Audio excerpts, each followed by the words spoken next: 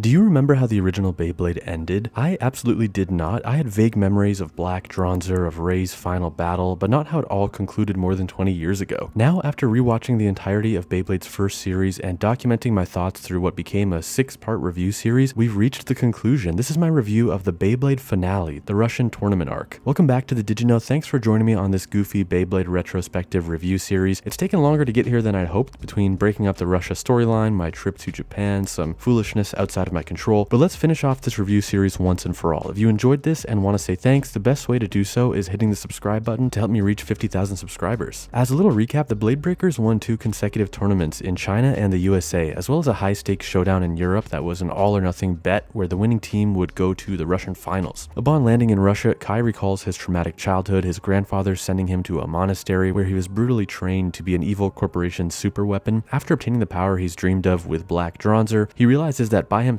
he's still not as powerful as a group of bladers who have each other's backs, and he rejoins them just in time for the finals. Episode 47, A Lesson for Tyson, picks up immediately after 46 with the Demolition Boys having run the team's bus off the road, stolen Drasil, and leaving the guys stranded. Tyson is carrying Max, as he's known to do. A bus pulls up on the side of the road with Enrique and Oliver from the Majestics inside to give the gang a lift, but before taking us back to civilization, they stop at an undisclosed location and force Tyson to take on Robert and Grifolian again. In the English dub, Robert is here to offer Tyson one more training session before the finals, saying, quote, "Our job is to take you to the next level." I think it would have been more interesting if this interaction was less friendly, less supportive, and more about the Majestics trying a second time to take the Bladebreaker's spot in the finals, perhaps having lost faith in their ability to win without Max and Drasil. The Tyson versus Robert rematch is this emotionally charged battle, but whereas Tyson channels his anger into his words with smack talk and yelling, Robert channels his emotions into his Beyblade. The battle helps Tyson realize he needs to direct his energy into Dragoon, not at Dragoon. After all, remember what happened to Enrique when he directed his rage at his Bitbeast in the Coliseum. This match helps Tyson reclaim some confidence before the finals, and Grandpa delivers a poignant and elegant message for the end of the episode. Quote, "Little dude, I hope you swallow the slick blim blam that these homeboys laid down for you." Truly words to live by. 48 Victory and Defeat is the official kickoff of the Russian tournament finals at Biovolt Stadium. The Blade Breakers elect Kai to battle in match 1, which is a shakeup to this show's usual formula. Given this has been his arc, you'd be forgiven for expecting Kai to go last like how Ray and Max did in their respective arcs, but Chief thinks Kai in match 1 will be an early, guaranteed victory and will give the others time to study the Demolition Boys. The crowd shots of the stadium are kind of emotional. Everyone is here. The Majestics, the White Tigers, the Dark Bladers, even the All-Stars, who I thought we established flew home in episode 45. Spencer and his Seaborg are Kai and Dronzer's opponents. I will say this battle exemplifies how the Demolition Boys are the least developed rival team in the series. Sure, we've seen Spencer prior to this, but to the best of my knowledge, this is the first time we've even heard his name. I understand Tala has a compelling, fleshed out backstory in the manga, but in the show, he and the rest of the Demolition Boys are given nothing. With that said, maybe it's this lack of intel that makes it so shocking when Kai loses the first session. One might assume Kai would clean up in his match, having just overcome his demons and choosing the light over Black Dronzer, but no, the light wasn't enough. There's a 30-minute intermission between sessions 1 and 2, and while collecting his thoughts alone, Kai is confronted by Voltaire, his grandfather, who offers him the Black Dronzer bit chip again. Kai says, "I gave up Black Dronzer, I will never use it again." Feels like Voltaire is offering this athlete steroids to help get him back to his glory days or something. It's wild. We don't see Kai's final decision, instead cutting straight to the match, and he calls for his Bitbeast. It's the moment of truth where we'll see if Kai relapsed, and the Bitbeast that emerges is Kai's original Red Dronzer, meaning Kai firmly rejected his grandfather's boost. Kai says, "I have the strength of my friends behind me. Even if I lose, even if Spencer takes Dronzer from me, I don't need to be afraid. I've made my choice. Attack, Dronzer!" But deviating again from the expected storytelling, his righteous push is not enough, and Kai loses 2-0. Spencer steals Dronzer, but Kai is not broken or dismayed at the loss of Dronzer, believing firmly that his teammates will get Dronzer back for him. Tyson tells Kai that he still has a role to play, not as a blader, but as the guy's coach for match 2 and 3. Considering some of my favorite bits of the American and Asian tournaments were Kai coaching the other Blade Breakers through their battles, this is a great setup for the final 2 clashes. It seemed so obvious to have him win with the standard Dronzer, proving that he had the strength to win all along. Instead, they emphasized that he made the choice to step away from darkness at the cost of power. 49, A Wicked Wind Blows. This episode brings us the hardest Ray moments we've gotten since the Asian tournament finale. Brian is Ray's opponent, another disappointingly flat rival character here, but he's essentially a mountain for Ray to climb. Reminder, if Ray loses here, the Blade Breakers are out. It's time to take on Falborg in the RPM dish. Jazzman explains the complexity of this specialized stadium, and Ray says, "A dish is a dish is a dish." Words that'll come back to haunt him as Brian uses chunks of the dish to hit Ray in the gut. I had vague vague childhood memories of Ray getting physically injured in his final match of Series 1, but I figured it was like Yu-Gi-Oh! Where the damage is like emotional, maybe sharing Drigger's pain, but nope, Ray is physically getting pummeled and he loses the first set. It seems Brian isn't just trying to win. At the instruction of Boris, he's trying to make an example of Ray in front of the whole world, that this is what happens to those who oppose Biovolt. In the second set, the cheap shots continue. Ray's shoulder is slashed. Mariah is begging someone to stop the match. The Blade Breakers want Ray to forfeit for his own safety, but Ray tells them to stop focusing on him and look at the Beyblades.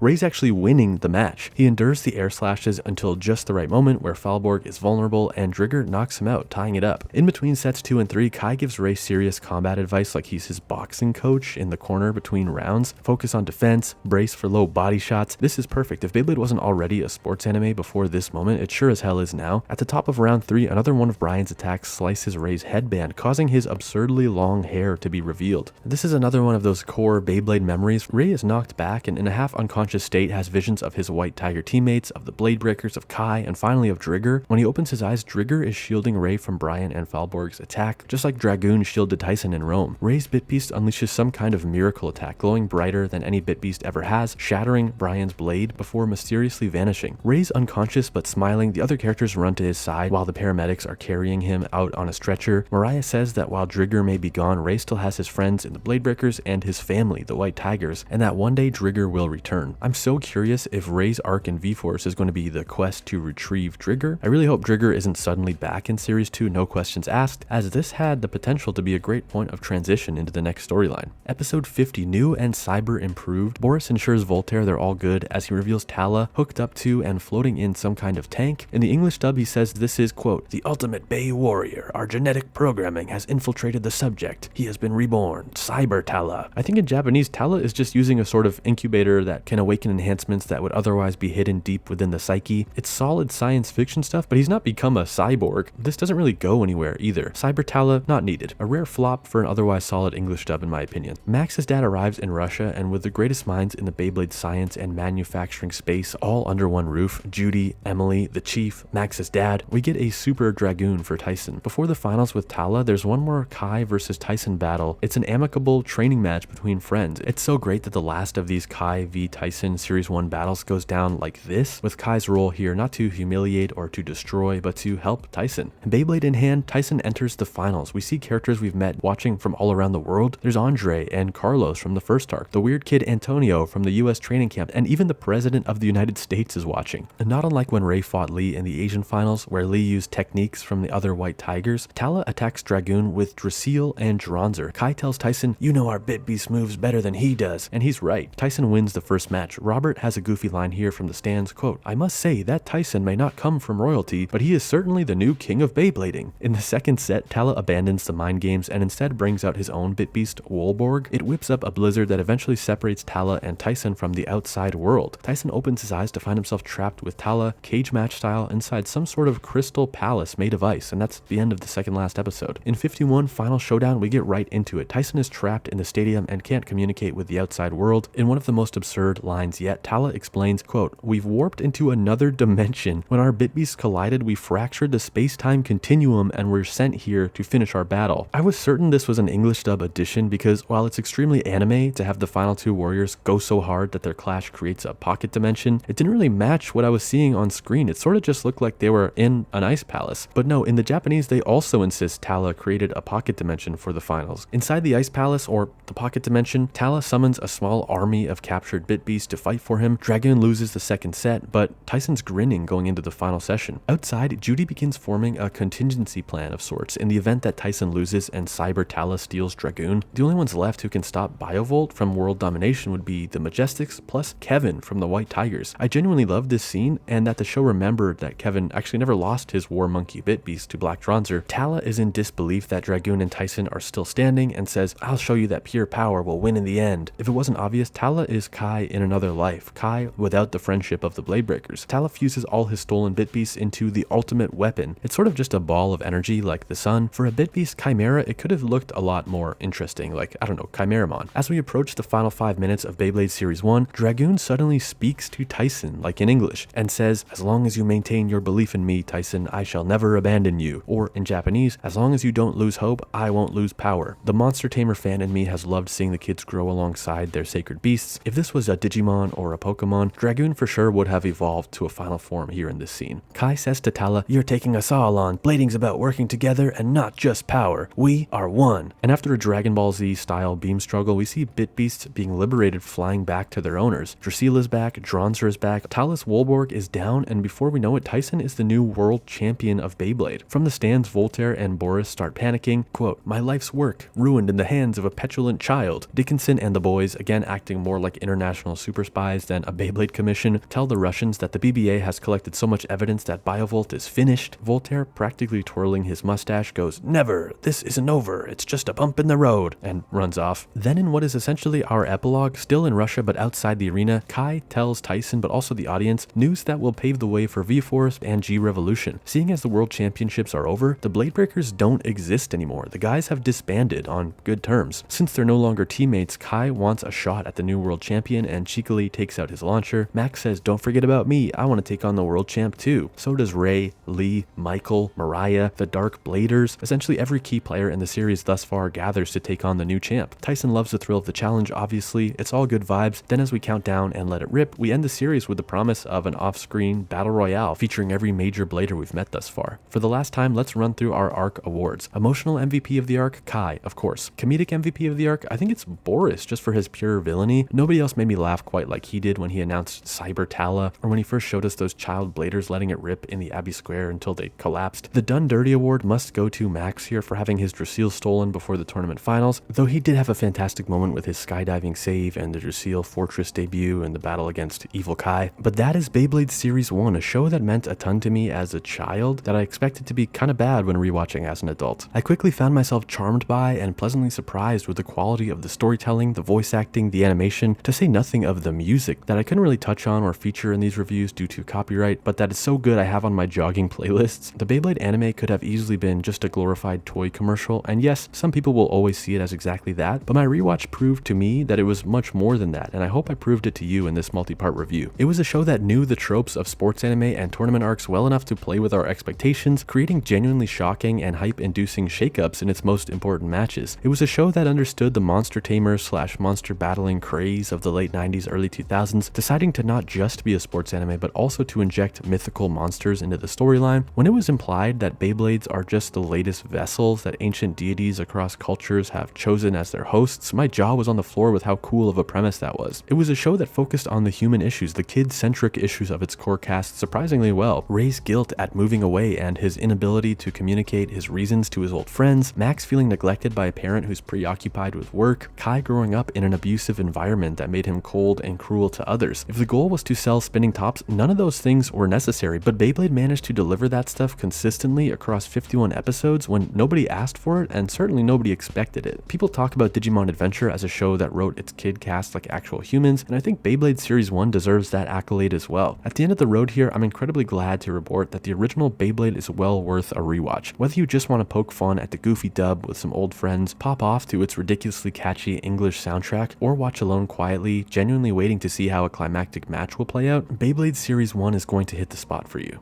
Thanks so much for joining me on this globe-trotting retrospective review. Now that we've worked our way through all of Beyblade Series 1, I guess the next question is, how does Beyblade V-Force hold up?